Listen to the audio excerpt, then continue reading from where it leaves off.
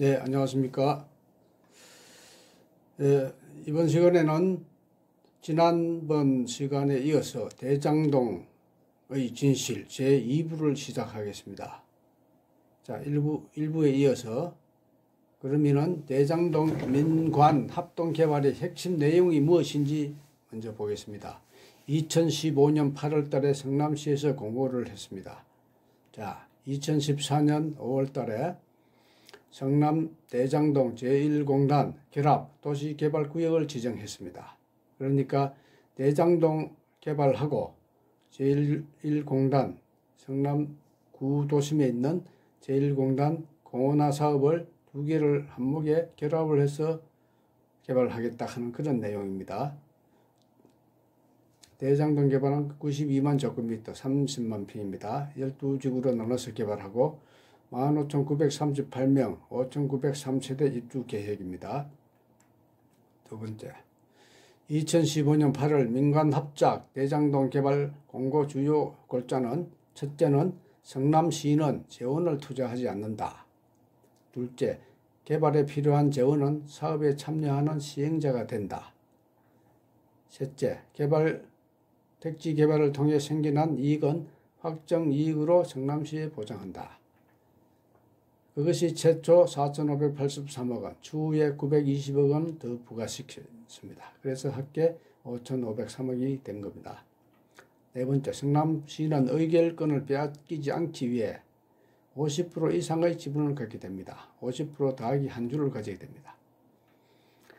이 사업 공고에 의해서 3개의 금융기관이 참여하게 됩니다. 이재명 대표는 건설업체는 참여를 배제시켰습니다.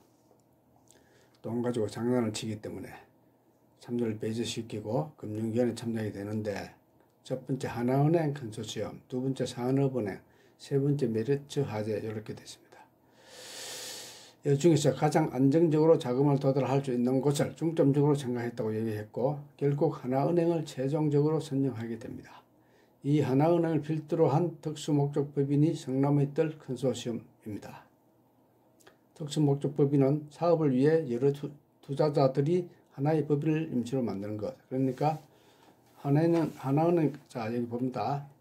성남의 뜰 지분구조를 봅니다. 하나은행 컨소시엄입니다. 컨소시엄에서 하나의 성남의 뜰이라는 회사를 만들었어요. 특수법인 만드는데 거기 지분이 어떻게 되느냐. 성남도시개발공사가 50%, 즉 25억 원 플러스 한 주. 하나은행이 14%, 국민은행, 기업은행, 동양생명보험이 각각 8%씩, 하나투자신탁 5%, 이렇게 총 93%의 지분이 우선주입니다. 우선주는 이익이 나면 배당을 우선적으로 갖는 거죠. 그 나머지는 보통주가 갖는 겁니다. 그리고 보통주로는 SK증권이 6%, 그리고 하천대유가 1%입니다. 1% 빼기 한 주 이렇게 되어 있어요. 이거는 보통주이기 때문에 우선주를 다 배당하고 남는 거는 보통주 이 사람이 6%, 7%짜리가 다 가져가는 겁니다. 이걸 잘 보셔야 됩니다. 여기서 6%의 SK증권 이름으로 들어간 지분이 바로 천화동의입니다. 천화동의는 6%, 그러니까 3억을 투자했어요. 3억을. 그 중에서도 1에서 7호 법인이 있습니다. 7호로 있습니다. 1호는 김만배, 1호는 그 하천대유죠. 김만배. 그리고 2호는 김만배 누나, 3호는 부인 뭐 이런 식으로, 4호는 남욱, 5호는 정영학, 6호는 조우형, 7호는 또 다른 사람이 있어. 그렇게 되는데, 이걸 어떻게 했냐면은 SK증권이 투자를 했는데 SK증권 회사 돈이 아니고 천화동인에 소속해 있는 사람들의 돈입니다. 이거는 특정금전신탁이라는 상품을 가입을 하면은 천화동인에 투자를 하라 이런 이야기입니다. 다른 데는 하면 안 되고 천화동인에 투자해서 수익이 나면 우리가 다 갖겠다 하는 그러한 방식으로 그 3억을 연 겁니다. 였기 때문에 이익 나면은 다 그 사람들이 하고 그 수수료만, SK증권에는 수수료만 받습니다. 수수료 뭐 몇백만 원 받겠죠. 받고 나머지는 이 사람들이 다 하는 겁니다. 다 하는 거기 때문에 그렇게 알으시면 되고,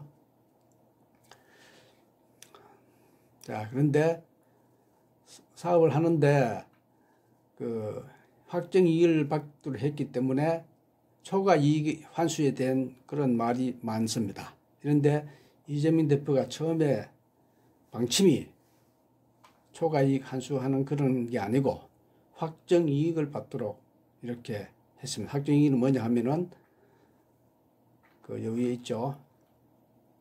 여기에 제1공단 대장동 개발을 해가지고 제1공단 여기 공원화 단지를 만드는 것도 하라 이런 이야기입니다. 그 이익금 가지고 하고 또 나중에 나오는데 터널하고 배수지, IC, 입구, 공사 이런 걸 다 하고 남는 거에서 반턴을 갖기로 한 겁니다. 반턴이 남는 게 3,700억 정도로 그게 용역을 하니까 나오더래요. 나왔는데 그 돈의 절반인 1,800억 원을 받기로 확정 금액을 한 겁니다. 예상을 3,700을 했기 때문에 1,800을 받기로 한 겁니다. 그걸 아셔야 됩니다. 그래서 19년부터 21년까지 총 배당금이 5,903억이 나왔습니다. 요거는 아까 그 1공단 공원화 사업 2천 몇 억을 뺀 겁니다. 빼고 여기 보면은 여기 있어요. 공원 금액 2,761억 원 하고 터널 공사하고 요거 하고 뺀 게 5,903억이다 이런 말입니다. 여기에서 또 그 확정 금액으로 1,800억을 빼야 됩니다. 빼면은 요 금액이 5,503억인데 요걸 빼면은 4,040여억 원 이래 나옵니다. 그걸 가지고 이걸 다 가릅니다. 자, 보겠습니다. 우선 지분의 50%를 가지고 있는 성남도시개발공사가 확정이익으로 1,830억 원을 우선 배당받았습니다. 요거는 임대 아파트를 위해 사용됩니다. 요거는 여기입니다. 요거 1,822억인데 금액의 끝단위가 약간 차이가 납니다. 같은 겁니다. 그런데 여기서 방금 최초에 4,583억 원을 받았다고 했는데 왜 1,830억 원을 배당받았는지 의문스러울 수 있습니다. 이게 이제 4,583억 중에서 공원 조성하는데 2,761억이 포함되는 겁니다. 그럼 요거하고 요거 더하면은 4,583억이 되겠죠. 그 정도 됩니다. 대충.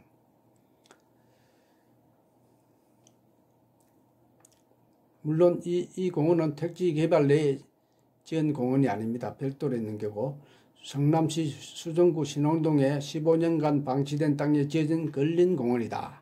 제1공단 근린공원. 라고 나중에 계약할 때 여기까지는 계약을 했고 이명 계약으로 또 더 했는 게 있어요. 더 배당이 더 많게 될 걸로 예상이 되면은 터널 공사하고 이것도 해주기로 했는 겁니다. 계약을 했기 때문에 이것도 다 했다 이겁니다. 해가지고 요게 920억. 요거는 금액이 확정 금액은 아닙니다. 공사하는 데 따라서 금액이 틀려집니다. 이것도 하는 걸로 해가지고 이렇게 받은 겁니다. 요걸 그러기에 이 920억에 대해서는 이 사람들이 나무하고 이런 사람들이 불만을 품고 이걸 나중에 공사 끝나고 나서 다시 소송 걸어가지고 받아내려고 이런 계획을 세웠다 하는 내용이 나중에 나옵니다. 요거는 부당하게 우리가 돈 뜯긴 기다 이래가지고 나중에 소송을 하자 하는 그러한 이야기도 나옵니다. 거기 정량한 녹취록에 보면은. 그런데 이재명이 강제로 이걸 받아냈어요. 이것까지 받아내니까 막 공산주의다 하고 욕도 하고 이래 했다 하는 게 나옵니다. 자, 이래 가지고 합계 5,503억을 회수를 했다 이러는 겁니다. 회수하고 4,040억 원이 이 사람들한테 갔습니다. 4,040억 원이. 자, 그런데 다시 봅시다. 5,503억을 회수했는데 1순위 성남도계공원 1,830억 원을 받았는데 아까 배당금에 5,930억 9천 아니지 5,903억 원 중에서 1830억 원은 도경원 가고 2순위였던 하나은행을 비롯한 4개의 금융기관이 고작 32억 원을 받아갑니다. 요거는 뭐냐면 계약을 할 때 연 25%로 받는 것에 협약을 했다 이겁니다. 처음 계약할 때 2015년에. 그래가지고 2015년부터 했으니까 16, 17, 18, 19, 한 5년 되겠죠. 5년 동안 125% 정도 받았다 이런 얘기입니다. 그래서 그 금액이 한 32억 이렇게 요금 보고 떨어지는 겁니다. 그러면 남는 게 얼마입니까? 한 4천억 되죠. 그거는 밑에 7% 했는 거. 하천대유, 천화동인, 하천대유 1%, 천화동인 7%, 6%, 이렇게 합계 7%짜리가 4천억을 다 갖는 겁니다. 이래가지고 4천억을 분배해가지고 가져가면 아무 문제가 없어요. 아무 문제가 없습니다. 지금 돈 많이 벌었죠. 많이 벌었죠. 많이 벌었는데 그냥 많이 벌었습니까? 하이 리스크, 하이 리턴 하는 말이 있지 않습니까? 자, 이렇게 됐습니다. 요걸 도표로 보면은 지분율은 총 50억인데 성남도시개발공사가 25억을 투자했습니다. 그리고 금융사 합계 21억 5천만 원 투자했고 또 하천대유가 5천만 원, 천화동인 3억 원 이렇게 투자가 50억 원이 된 겁니다. 우선주는 요거 우선주로가 먼저 배당이 되고 자 배당되고 남는 게 이렇습니다. 요래 1830억 원 성남도시개발공사 금융회사 32억 원 라고 천화동인이 3463억 원 3억을 투자해가지고 이렇게 많이 받았어요. 그리고 하천대유 요거는 김만배 거죠. 577억 원 이렇게 받았습니다. 이렇게 받아가면 끝납니다. 아무 문제가 없어요. 문제가 없습니다. 이 사람들은 하천대유는 김만배하고 이런 일당들은 공사하는데 책임을 자기가 다 지기 때문에 자기 노력에 따라서 노력을 해갖고 또 운 좋게 땅값이 많이 올라서 돈 많이 버는 겁니다. 아무 관계가 없습니다. 은행에 공사하려고 하면 돈이 1조 5천을 가량 들었다 하잖아요. 이걸 다 돈을 빌려가지고 저 보증 서고 다 해가지고 공사하고 해가지고 건설회사에 임금비를 다 주고 남은 게 이렇다 이런 이야기입니다. 이렇다 이겁니다. 여러분 저기 가져가면 끝납니다. 끝나는데 왜 문제가 됐냐 하면 뇌물을 줬기 때문에 문제가 됩니다. 뇌물을. 그 돈을 자기만 하면 되는데 뇌물을 줬다 이거 뇌물. 곽상도 그것도 주고 50억 클럽 이런 거 주고 유동자한테 뇌물 주고 이런 것 때문에 문제가 된 겁니다. 뇌물만 안 주면 아무 문제가 없어요. 성남시도 5,503억 버렸고 이 사람들도 4천억 버렸고 아무 문제가 없습니다. 자, 그런데 성남시는 왜 비율로 이익을 가져가지 않고 확정된 이익만을 가져갔을까? 이게 지금 검찰에서 배임이 아니냐, 배임이다. 왜 비율로 해가지고 민간이 더 많이 이익나게 했느냐 이런 이야기죠. 그런데 집값이 많이 올랐기 때문에 어쩔 수 없이 많이 가져간 게 된 것이고 그러면 이율로 따지면은 비율로 따지면은 만약에 손실 나면은 성남시도 손실을 감수해야 됩니다. 만약에 1,000억 손실 나면은 성남시도 5천억 손실 나야 돼요. 그런데 성남시는 그 개인 회사가 아니기 때문에 공공기관이기 때문에 안정적으로 수익을 좀 금액이 약간 적더라도 수익을 나도록 이렇게 설계했는 겁니다. 이재명 대표가 이재명 시장이 당시 성남시는 불안정성을 가지고 싶지 않았던 점입니다. 만일 사업이 시행되다가 손해가 나게 되면 결국 이는 성남시의 부담으로 다가오게 되는데 당시는 부동산 경기가 좋지 못한 때였습니다. 그래서 이에 대한 리스크를 지고 싶지 않았기에 당시 계산에 의해서 거의 50 내지 70%에 가까운 이익을 받는 방식을 선택한 겁니다. 이렇게 했는데 민간이 더 많이 버는 거죠. 더 많이 벌지는 않았죠. 성남시가 더 많이 벌었죠. 벌기는. 그런데 더 중요한 건 왜 그랬냐. 비율로 배당을 받게 되면은 건설사들이 비용 부풀리기를 해 결과적으로 이윤이 낮아진다는 점입니다. 그러니까 비율로 반뛰기를 하죠. 반반씩 하자 하면은 건설회사들이 장난을 친다 이겁니다. 장난을 치가지고 비용 부풀리기 하고 이자도 허위로 막 고금리로 이자 줬다고 하고 이래가지고 뭐 1,000억 남는 게 뭐 500도 안 남게 된다 이런 얘기죠. 이런 걸 이재명 시장이 겪었다 이겁니다. 위례 신도시 개발 사업에서 이걸 겪었다 이겁니다. 자, 성남시는 최초에 계산된 위례 신도시에서 최초에 계산된 개발 이익 1,100억 중 반턴인 550억 원을 배당받기로 약정했지만 민간 사업자가 비용을 부풀려 결국에 300억 밖에 이익이 남지 않아서 150억 밖에 배당을 받지 못했다 이런 이야기입니다. 150 밖에. 그러면은 1,100을 남는 걸로 예상을 했으면 550원을 먼저 확정 금액을 받으면 더 유리한 거 아닙니까? 결론적으로. 그래가지고 150밖에 못 받았다 이런 이야기입니다. 안 그러면 550억 받을 건데 절반도 3분의 1밖에 못 받았다 이런 이야기입니다. 이래서 이번에는 절대 그래 하면 안 되겠다 싶어가지고 확정 금액으로 했는 겁니다. 그런데 더 많이 벌게 돼버렸죠. 나중에 결론적으로는 민간이 실제로 도급계약의 평당 건축 기준 건축비의 상한선이 2019년 기준 645만 원으로 상당히 높은 수준입니다.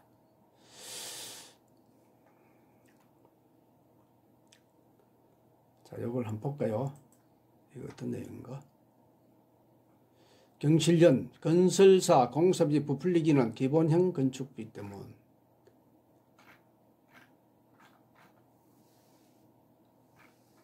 이거는 다 뜨고.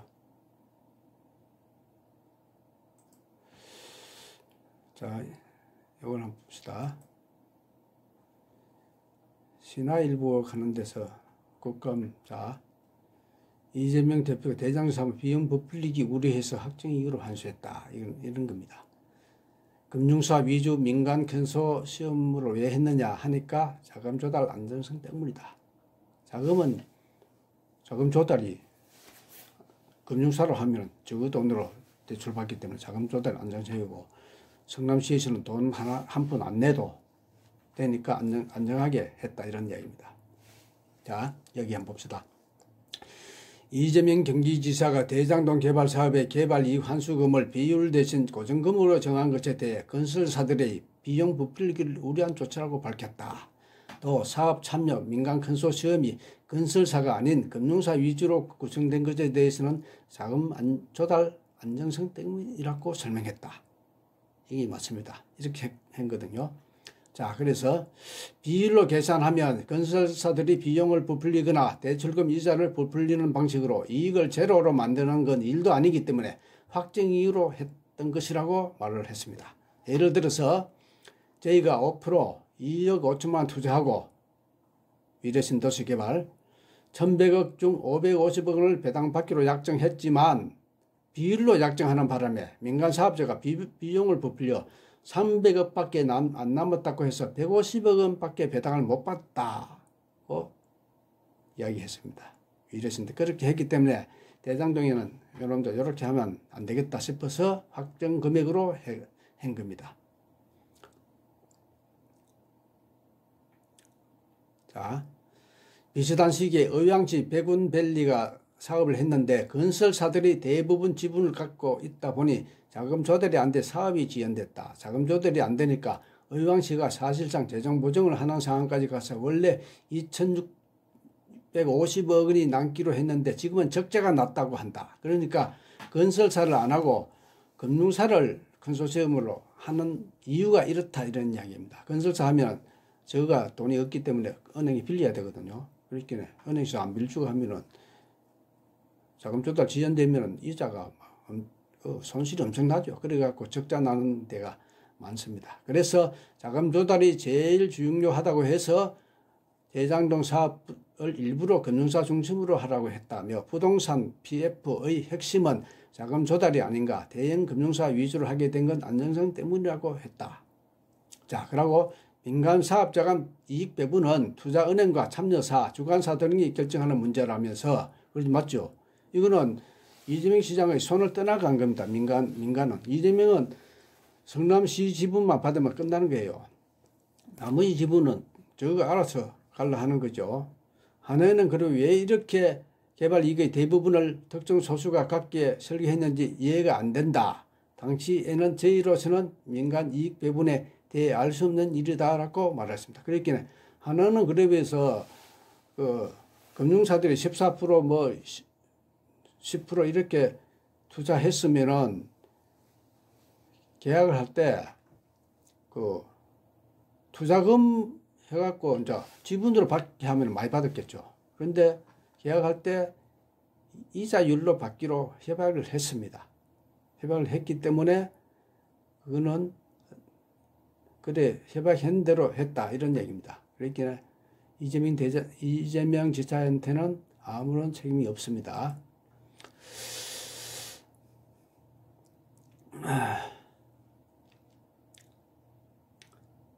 자, 그리고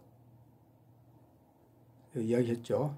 이래 됐고. 그런데 여기서 그래가지고 민간인들이 저끼리 다 세금 내고 저 하면 끝납니다. 끝나는데 자 봅시다. 문제가 많이 터졌죠. 곽상도 아들 퇴직금 50억 클럽이 왜 생겼느냐 이런 이야기지. 왜 50억 클럽이 왜 생겼겠어요. 이 사람들이 거의 다 판검사들인데 여기 나오잖아. 대법관 출신 판사, 박영수 변호사, 곽상도 변호사, 김수남 검찰총장, 최재경 민정수석, 이것도 검찰, 홍모씨 이거는 언론인 대장, 이런 사람이 왜 나올까요? 이 나온다 하는 말은 무슨 뒷배를 봐주고 공사 잘했으니까 보답하려고 그런 거 아니겠습니까? 자, 그래가지고 이제 중요한 것은 자금이 어떤 식으로 흘러갔는가. 만약에 특검을 하게 되면은 자금이 어떤 식으로 흘러갔는지 누가 이익을 받는가 중요합니다. 그 돈이 김만배는 자기 돈이 자기가 하면 아무 문제 없는데 그 돈 가지고 여러 가지 어디 뭐 주고 했는 게 나옵니다. 김만배 누나가 윤석열 아버지 집을 사주고, 집만 사줬겠습니까? 집을 사주고, 그 곽상도 아들한테 돈을 주고, 박영수 뭐 딸한테 또 특혜주고, 이래 했는 거, 돈이 흘러가는 거, 이런 걸 다 밝히기 위해서 특검이 지금 했는데, 거부권 했죠. 거부권. 이놈이 거부권을 했거든. 이렇게 이놈의 새끼가. 거부권 했습니다.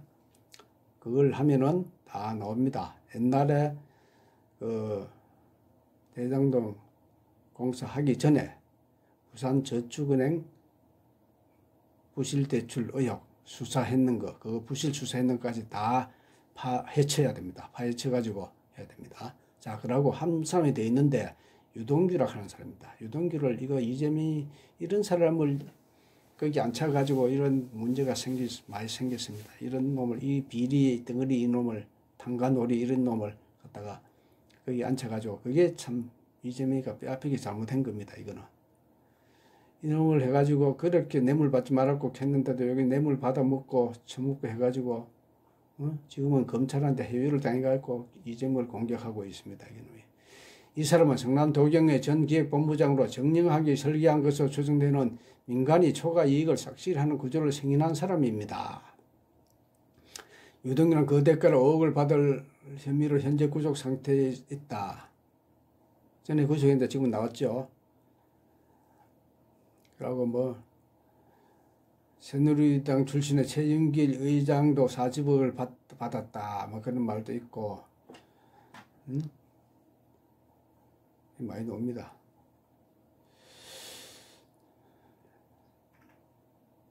자, 그러면은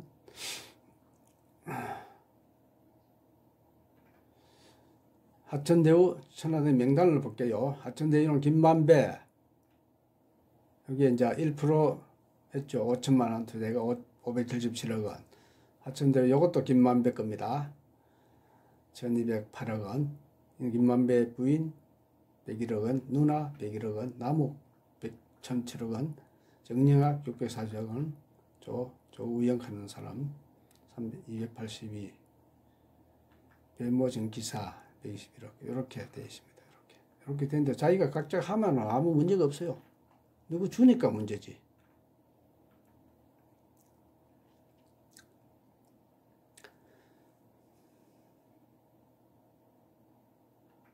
자, 그러면 처음부터 다시 한번 돌아가 볼게요. 마지막 정리하는 겁니다.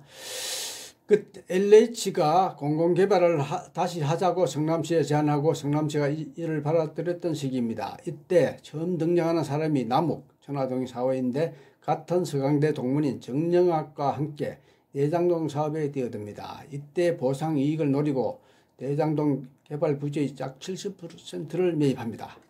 그러니까 LH가 포기할 걸로 예상을 하고 땅을 산 겁니다. 저거가 헤쳐먹으려고. 이때 부지를 살 수 있는 돈이 어디서 난 걸까요? 바로 부산저축은행에서 나온 돈이다. 이런 이야기입니다. 이 두 사람이 한쪽에서는 부산저축은행부터 불법적인 대출을 받아 돈을 빌리고 한쪽에는 LH가 공공개발을 포기하도록 로비를 했던 것입니다. 그리고 2010년에 LH가 공공개발을 포기하면서 자기들 뜻대로 될 거라 생각했죠. 그런데 이재명 후보가 공공개발을 천명해버리면서 자기들의 계획이 꼬인 겁니다. 이재명이 시장 안 됐으면 저끼리 다 해먹었어요. 수천억을 저끼리 먹고 50억 클럽이 아니고 500억 클럽이 됐겠죠.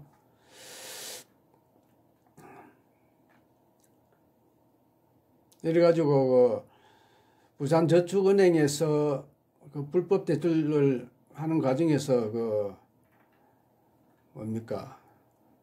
예금보험공사에서 돈을 많이 회수를 했어요. 회수를 하고 한 300억을 아직까지 회수를 못했답니다. 그게 이자까지 보태면 아마 2, 3천억 되는 모양이에요. 그래서 이걸 받은 거 가지고 그 예금자 돈 뗀 예금자한테 다 줘야 됩니다. 이거 다 줘야 될 일입니다. 지금 그게 앞으로 할 일입니다. 자, 이래 됐죠. 남욱 정영학이 대장동 부지를 샀는데 저축은행 파산으로 땅의 소유권을 잃어버립니다. 잃어버리고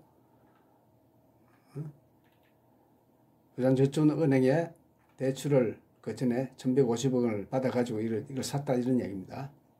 샀고 조모 씨가 조우형입니다. 이 사람이 대출을 알선해주고 대가로 10억 3천만 원을 뇌물을 받았죠. 처음에 이강길, C7 이 사람이 원주인입니다. 남욱하고 같이 한 겁니다. 같이. 근데 이 사람이 돈 주갖고 이 사람은 또 구속돼갖고 지금 징역 살고 나오고 이래 했어요. 근데 조모 씨가 누구냐 하면은 부산저축은행 박연호 회장의 사촌 처남이다. 이게 나중에 박연호 회장하고도 연결되고 이거 수사하면은 다 나옵니다. 아직 모릅니다. 자, 그러던 와중에 2011년에 부산저축은행이 부도가 납니다. 윤석열 후보가 최초로 등장한 것이 이때입니다. 당시 부산저축은행의 주인검사가 윤석열이었기 때문입니다.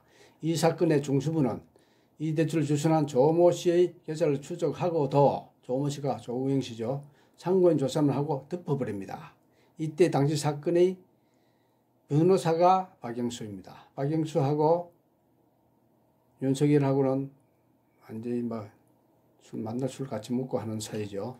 부산저축은행은 8개월간의 수사 동안 76명을 기소할 정도로 엄청나게 큰 사건이었는데 대장동 사건은 누락을 시킵니다. 이게 지금 특검하면 이걸 밝혀야 됩니다. 자, 어쨌든 저축은행이 파산하면서 남욱과 정영학은 땅의 소유권을 잃어버리고 2014년에 이재명 후보가 재선되기 전까지 대장동 사업이 표류가 됩니다. 이 과정에서 2015년 6월에 남욱이 대장동 개발을 민간 개발로 돌리기 위해 금품 로비를 한 혐의로 구속 기소됩니다. 앞서 얘기했듯이 대장동 사업 공모는 8월에 올라옵니다. 이 사이에 하나은행 필두로 하천대유와 SK증권의 이름으로 전화동인이 등장합니다. 남욱이 구속됐을 때 열심히 활동을 시작한 게 김만배입니다. 이렇게 김만배는 좀 나중에 나온 겁니다. 남욱 대타로.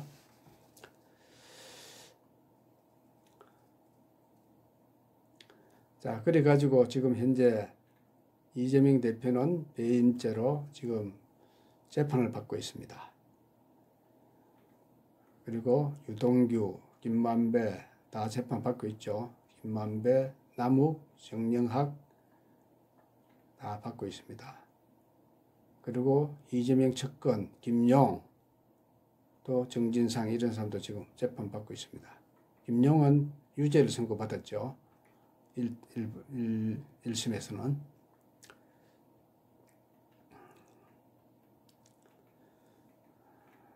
자, 그렇습니다. 요 다음은 나중에 특검 되면 나올 게 또 있습니다. 여기 최기원하고 나옵니다. 요거는 다음에 또, 현재는 지금 확정된 게 아니기 때문에 여기까지만 말씀드리고 대장동 개발의 계략적인 걸 마치겠습니다. 결론적으로 뭐냐? 이재명은 민간이 엄청난 수입을 올리는 걸 눈뜨고 못 봐서 공공으로 회수하려고 이렇게 공사를 민관 합동으로 했다 하는 겁니다. 해가지고 60% 이상의 수익금을 성남시로 환수를 한 겁니다. 환수를 했기 때문에 나라에서 훈장을 줘야 될 상황입니다. 그런데도 상대편에서 지금 검찰에서는 이재명 시장을, 이재명 대표를 죽이려고 온갖 덤틈을 씌워가지고 다음에 대통령 못되게 하려고, 결과는 대통령 못되게 하려고 합니다. 대통령 되면 이제 검찰 이것들하고 언론하고 죽습니다. 진짜. 예? 대통령 되면 죽지 않으면, 대통령 되면은 검찰하고 언론은 모조리 다 쓰레기같이 다 해체시켜야 됩니다. 국진당도 해체, 정당 해산해야 됩니다. 그래서 죽지만 마시라. 안 죽으면 대통령 될 수 있다.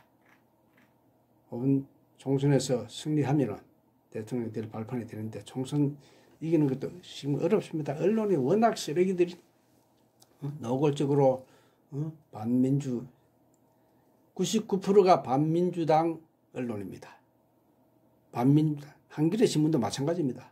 경향신문과 한겨레 신문도 반민주당입니다. 민주당 무조건 저 국민학교 밖에 안 나온 놈이 대표인데 저런 놈이 대통령 되면 큰일 난다 이거지. 저거 기득권 놈들이, 언론인들이 기득권이잖아요. 아무도 못 건드려요. 이재명 되면은 건드립니다. 반드시 건드립니다. 이재명 되면은 민주당 승리하고 이재명이 되면은 검찰 해체, 언론, 조선일보도 해체, 국진당도 해체됩니다. 그러니까 투표를 잘 하셔야 됩니다. 자, 이상 대장동 사건에 대한 1부, 2부를 모두 마치겠습니다. 다음에는 다른 사건에 대해서 연구해서 또 발표를 하도록 하겠습니다.